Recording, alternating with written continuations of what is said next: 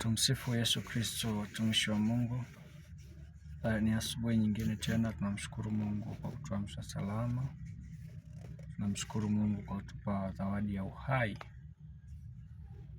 Hata sasa mimi na wewe tunasikizana, tunaonana aidha kwa mtandao ama hata tukipigiana simu. Ni kwa mapenzi ya Mungu peke yake. Ametuamsha tena, ametupa nafasi nyingine. Ni jambo la kushukuru zaidi kwa neema hii. Basi nilipata bahati ya kusoma kitabu cha Luka 16 ule mstari wa 19 mpaka 31. Kuna kisa cha tajiri mmoja aliyekuwa na mali nyingi sana. Biblia inasema alikuwa akivaa nguo za kitani, nguo za gharama na kula kwa anasa. Niliposoma kisa hiki, hakika nimeona ni maisha yanayoendelea leo hapa duniani. Matajiri wanajilimbikizia mali, wakati mwingine kwa njia ya udanganyifu, kwa njia zisizo halali. Basi Biblia inatuambia hapa, huyu tajiri alikuwa na mali nyingi, akajisahau, akawa anaishi kwa anasa. Kulikuwa na maskini mmoja anaitwa Lazaro. Huyu bwana tajiri alikuwa akifanya karamu karibu kila leo. Kwake ilikuwa ni sherehe, wanakula na kusaza, kunywa vinywaji vya kila aina, anasa za kila aina walikuwa wakifanya.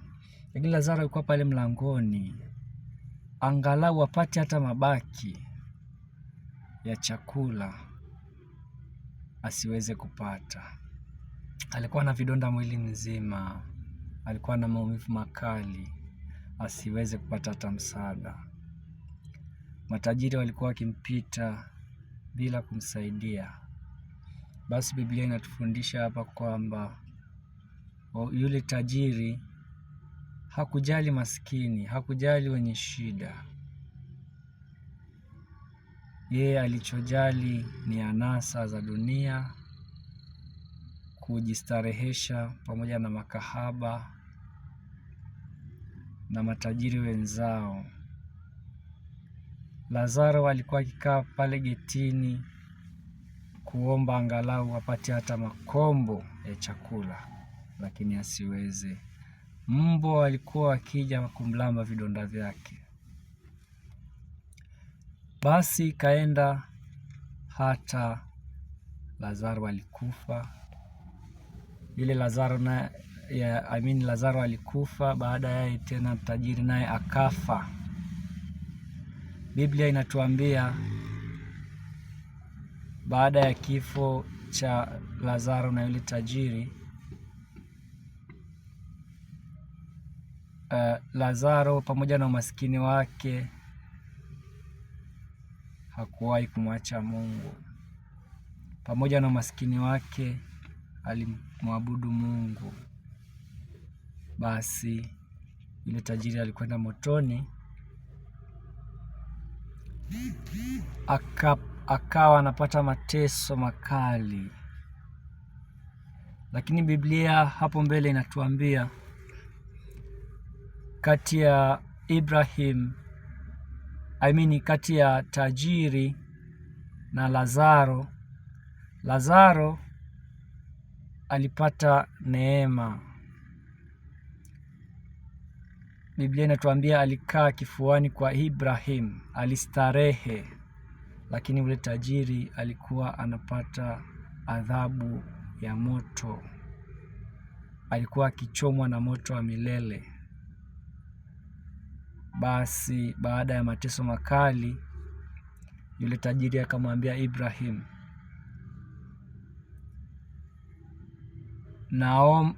naomba nipate angalau umtume Lazaro aje achovye kidole chake atie kwenye ulimi wangu, angalau apate nafuu ya kupunguza maumivu yale ya moto. Lakini alikuwa amekwisha chelewa. Akaambiwa, la, huko duniani ulichagua starehe na anasa, basi malipo yake ni moto wa milele. Lazaro amestarehe. Basi yule tajiri alikuwa na ndugu zake 5. Akamwambia Ibrahim, naomba basi unisaidie kumtuma japo mjumbe aende huko duniani, akawaambia wale ndugu zangu wabadilike, wasiishi kama mimi nilivyokuwa naishi. Huu moto wa Jehanamu sitamani wafikie na wao, wabadilike. Na Ibrahimu akamwambia, la, watawasikiliza manabii na watumishi waliokuwa huko. Hichi kitu kimenifikirisha sana na kunitafakarisha, ndugu zangu wa Tanzania. Hatuna nafasi nyingine. Tujitafakari kama huyu tajiri anatamani angalau angetutumia mjumbe sisi tulikuwa duniani, tukapata angalau ushuhuda kidogo wa yale yanayotokea huko motoni. Hatamani tena ndugu zake wale alikuwa anafanya nao anasa yakawakuta aliyomfika. Basi hao ndugu zake ni mimi na wewe.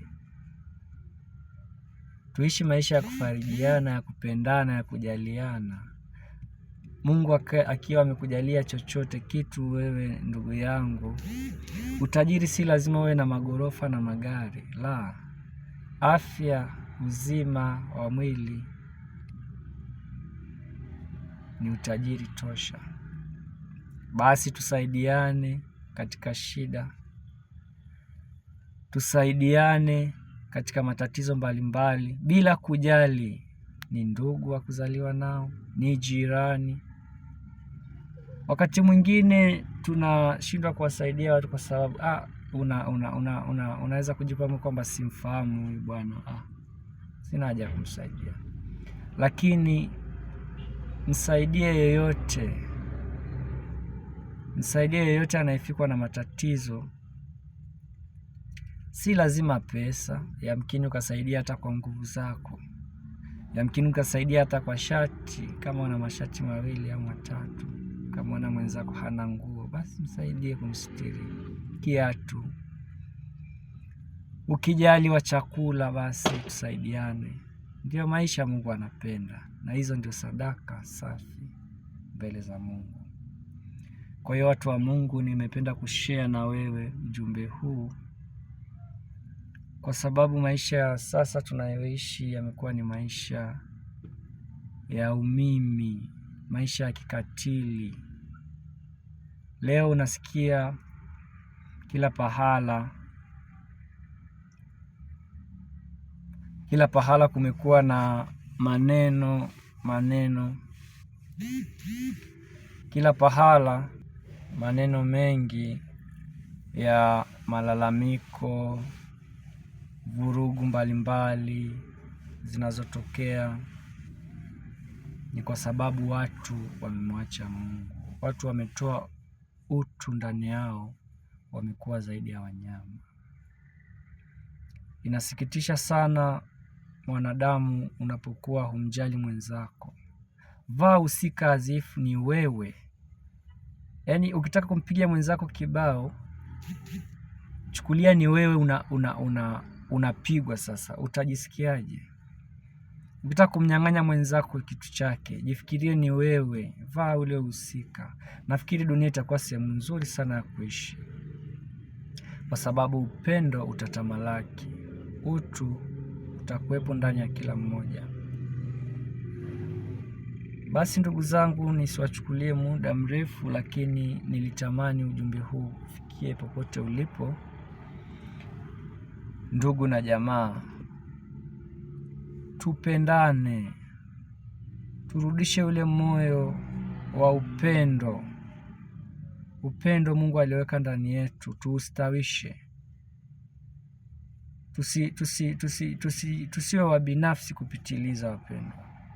Ubinafsi unaleta matatizo makubwa. Tuishi kwa amani, kupendana, kujaliana, kusaidiana. Usiogope kumsaidia mwenzako kwamba wewe utapungukiwa. Hapana. Ukimsaidia mtu mwenye shida, hakika Mungu hurudisha mara 10 zaidi ya ulichokitoa. Na kuhakikishia hilo, hutawahi kupungukiwa katika maisha yako. Kila msaada unaotoa unagusa moyo wa Mungu. Kila msaada unaotoa katika kweli, Mungu hubarikia na kurejesha kwako mara 10 zaidi ya unaotoa. Usisite kumsaidia mwenzako, usisite kusaidia wagonjwa, usisite kusaidia wenye shida mbalimbali. Mungu wa mbinguni hutulipa maradufu. Tumsifu Yesu Kristo, watu wa Mungu. Niwatakie asubuhi njema. Mungu akafungue milango ya riziki. Kila mmoja anayefanya kazi iliyo halali, Mungu akakubarikie kwa kadiri ya alivyomjalia. Usiogope, kwa maana yamkini unaamka una wasiwasi kidogo, leo nitapata, leo nitakosa. Hapana, Mungu alishapanga. Riziki yako ilishapangwa.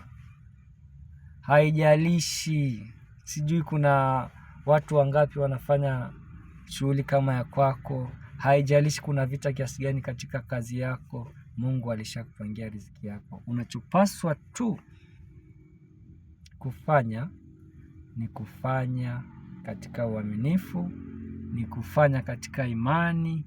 Mungu atakubariki. Jioni ya leo, wakati unafunga kazi yako, Mungu atakuwa amekupa ujira unaostahili, wala hata kupunja hata kidogo. Hata senti moja haitaenda pembeni ulioandaliwa na Mwenyezi Mungu siku ya leo. Tumsifu Yesu Kristo. Muwe na asubuhi njema. Asante.